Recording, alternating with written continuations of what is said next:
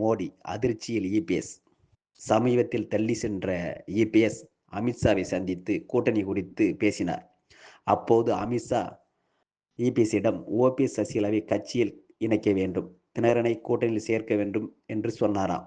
ஆனால் இபிஎஸ்ஓ கட்சியின் மூத்த நிர்வாகிகளிடம் கலந்து ஆலோசித்துவிட்டு தகவல் கூறுவதாக சொல்லிவிட்டு வந்தாராம். ஆனால் மறுநாள் டெல்லியிலேயே செய்தியாளர்களை சந்தித்த இபிஎஸ் ஓபிஎஸ் சசிகலாவுக்கு கட்சியில் இடமில்லை என்று கூறினார். இதை பார்த்த அமித்ஷா டென்ஷன் ஆகிவிட்டாராம்.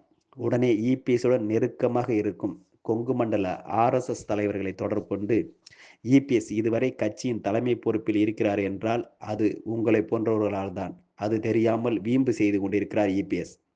பிரதமர் மோடி தமிழகம் வருவதற்கு முன்பே ஓபிஎஸ் கட்சியில் இணைக்கப்பட்டிருக்க வேண்டும்.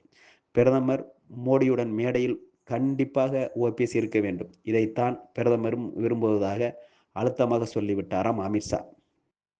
இந்த தகவலை கொங்கு மண்டல ஆர்எஸ்எஸ் தலைவர்கள் இபிஎஸ்ஸிடம் தெரிவித்து, எப்படியாவது ஓபிஎஸ்ஐ கட்சியில் சேர்த்து கொள்ள ஏற்பாடு செய்யுங்கள், இல்லை என்றால் அதிக சிரமங்களை நீங்கள் சந்திக்க நேரிடும், எங்களால் காப்பாற்ற முடியாது என்று கராராக கூறிவிட்டார்களாம். இதையடுத்து அதிமுகவின் 2ஆம் கட்ட தலைவர்கள் ஓபிஎஸ்ஸிடம் பேச்சுவார்த்தை நடத்தி வருவதாக தகவல்கள் கூறுகின்றன.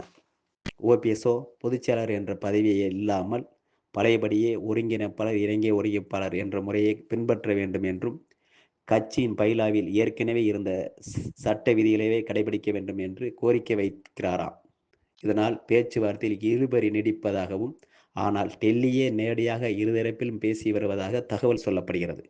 எனவே சீக்கிரம் பேச்சுவார்த்தை முடிவுக்கு வந்துவிடும் என்றும், பிரதமர் தமிழகம் வருவதற்குள் கட்சியில் ஒன்றிணைந்துவிடும் என்று அதிமுக பாஜக நெருங்கிய வட்டாரங்கள் உறுதியாக கூறுகின்றன. இது போன்ற அரசியல் செய்திகளுக்கும் தகவல்களுக்கும் சேனலை சப்ஸ்கிரைப் பண்ணுங்கள், கமெண்ட் பண்ணுங்கள், லைக் பண்ணுங்கள், ஷேர் பண்ணுங்கள்.